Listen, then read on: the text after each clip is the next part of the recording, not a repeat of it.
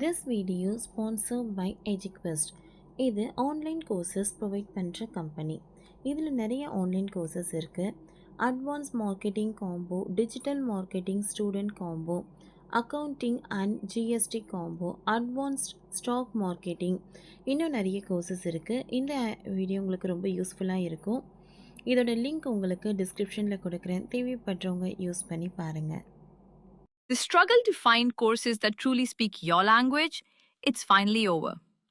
Welcome to EduQuest, where learning is made just for you.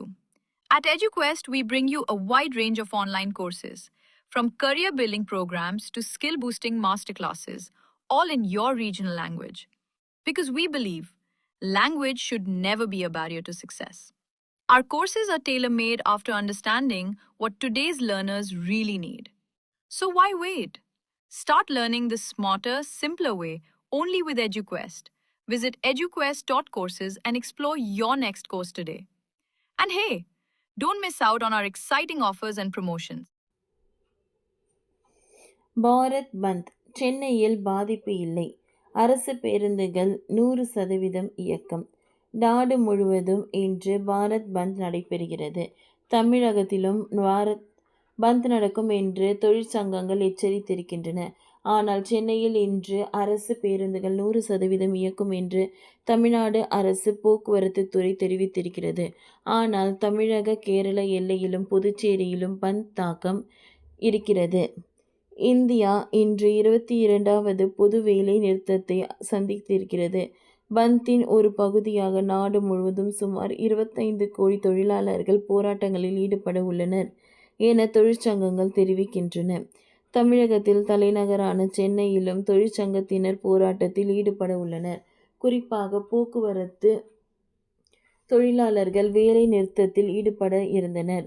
ஆனால் அரசு ஊழியர்கள் பந்தில் பங்கேற்றால் சம்பளம் பிடிக்கப்படும் என தமிழக அரசு எச்சரித்திருக்கிறது. இந்நிலையில் இன்று சென்னையில் அரசு பேருந்துகள் வழக்கம் போல் இயங்கும் போக்குவரத்து துறை தெரிவிக்கிறது.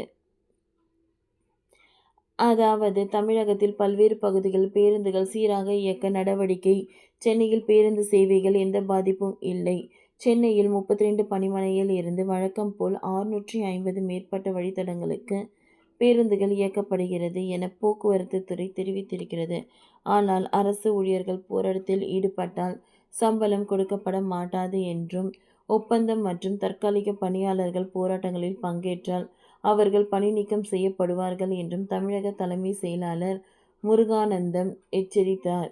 இது குறித்து நேற்று அவர் விடுத்திருந்த சுற்றறிக்கையில் 9ஆம் தேதி நடைபெறும் பொது வேலை நிறுத்தத்தில் தமிழக அரசு ஊழியர்கள், ஆசிரியர்கள் பங்கேற்க கூடாது.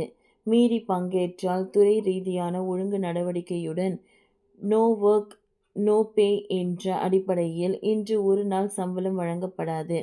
பொது நாள் வேலை நிறுத்தத்திற்கு தமிழகத்தின் பெரும்பாலான சங்கங்கள் ஆதரவு தெரிவித்து இருந்தாலும் கூட மக்களின் இயல்பு வாழ்க்கை பாதிக்காத அளவுக்கு பொது போக்குவரத்து உள்ளிட்ட அனைத்து செயல்பாடுகளும் வழக்கம் போல் இருக்கும் என்று தெரிவித்திருந்தார்.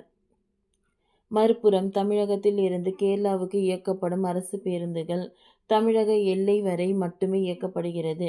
குறிப்பாக கன்னியாகுமரி மாவட்டத்தில் இருந்து கேரளாவுக்கு செல்லும் பேருந்துகளும், கோவையில் இருந்து கேரளாவுக்கு செல்லும் பேருந்துகளும் பாதியில் நிறுத்தப்படுகிறது.